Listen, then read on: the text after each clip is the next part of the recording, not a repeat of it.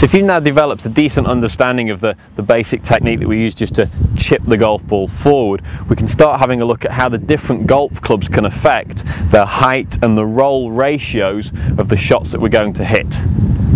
Now the height and the roll ratios are really dependent on the loft on the golf club. So if I take my most lofted golf club, which is actually for myself a 60-degree lob wedge.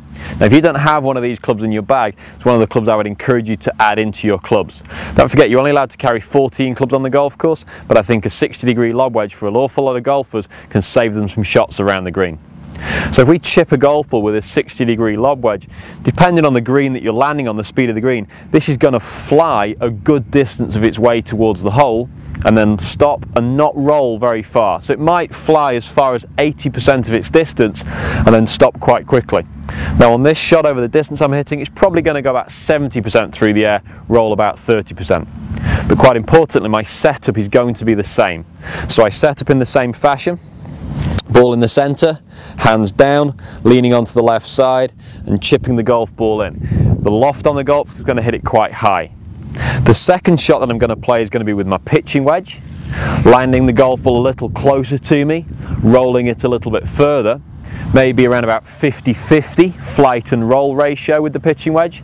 Then I'm going to go ahead and take the 7-iron. The 7-iron, a little bit lower, landing and rolling. So it might only land 20% of the way to the hole and then roll the final 80%. But I'm going to try and take these 3 shots, get 3 shots nice and close to that flag, but with different height and different roll ratios.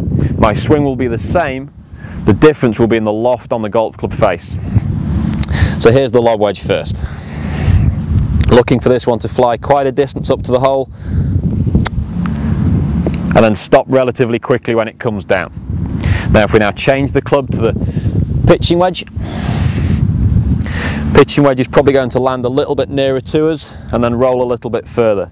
The setup's the same, the feet are open, the body weight's well ahead,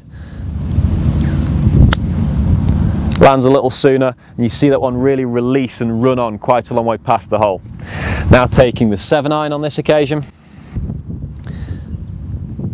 a little shorter in the stroke here because most of the power that we hit the golf ball with is going to be transferred into forwards momentum. It's not going to go very high, it's going to land quite close to me, it's going to shoot on across the green. Probably only flying this 20% of the way to the hole.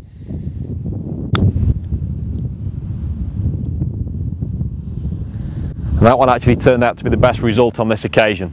But you can start to use your judgment now over which clubs you use from certain situations around the side of the green.